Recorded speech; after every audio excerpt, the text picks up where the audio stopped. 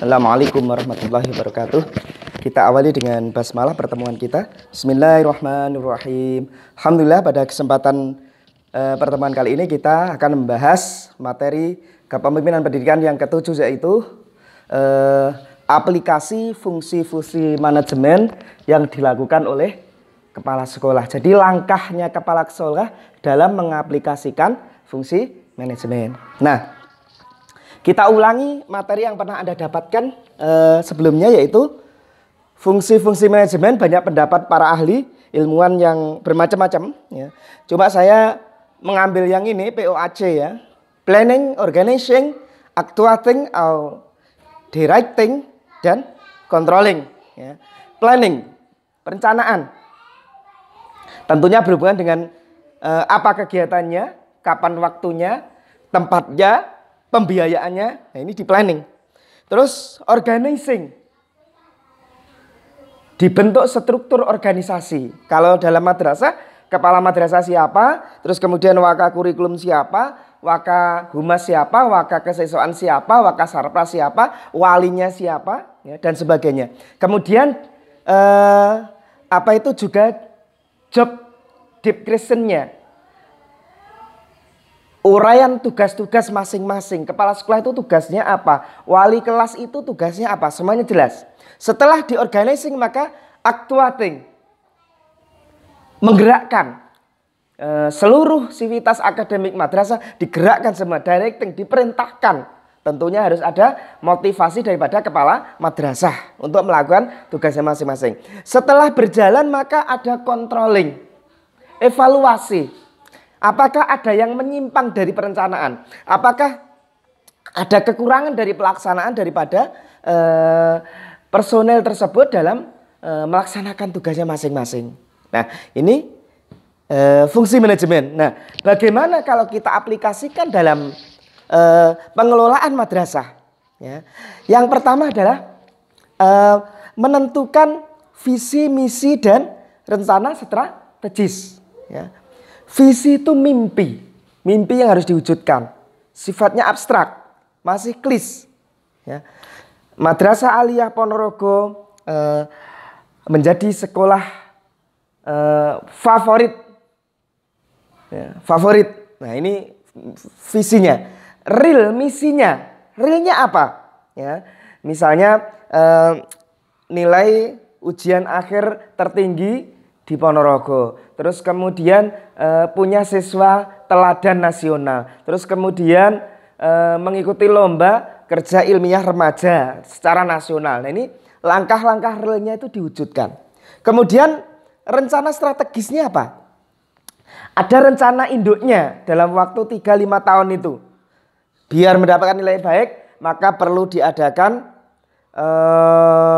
tambahan mapel atau pelajaran yang diujikan. Kemudian bekerja sama dengan bimbingan belajar. Terus kemudian ada tryout ujian. Nah, ini rencana induknya ini seperti ini. Ini urusannya dengan siswa. Belum nanti kalau urusannya dengan madrasah ya, sekolahan. Yang kedua adalah mengembangkan budaya organisasi madrasah. Tentunya yang positif. Ya, contohnya misalnya budaya disiplin. Jadi harus tepat waktu, tidak boleh ada yang terlambat. Baik itu kepala madrasahnya, gurunya, siswanya harus dibudayakan. Ini menjadi budaya. Jadi kalau ada orang tidak disiplin, ada orang terlambat, itu malu dirinya. Karena ini sudah menjadi budaya. Terus kemudian misalnya tanggung jawab. Setiap kegiatan mesti ada perencanaan, ada pelaksanaan, ada evaluasinya, ada pertanggungjawabannya. Baik dari segi kegiatan maupun keuangan. Nah, ini harus dibudayakan seperti ini ya, biar transparan dan orang itu punya tanggung jawab. Terus kemudian menciptakan iklim akademis yang kondusif. Hubungan antara kepala sekolah dengan guru dan waka sehat.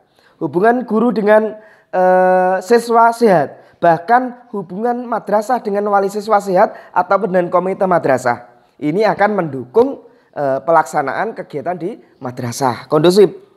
Terus kemudian kurikulumnya sesuai dan cocok ya. Bahwa kurikulum itu setiap 10 tahun sekali ditinjau oleh pemerintah. Sehingga ada kurikulum CBSA, terus kemudian KTSP, ada sekarang K13. Ini memang setiap 10 tahun ditinjau. Nah ini madrasah harus mengikuti itu. Apa kebutuhan masyarakat? Apa kebutuhan dunia industri? Apa kebutuhan dunia kerja? Di samping memang harus mempertahankan nilai-nilai luhur yang itu harus sesuai dengan ideologi satu negara. Ya.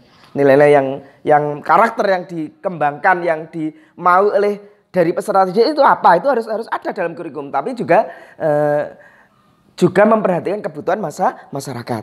Kemudian proses kegiatan belajar mengajar yang berkualitas. Digunakan metode yang tepat.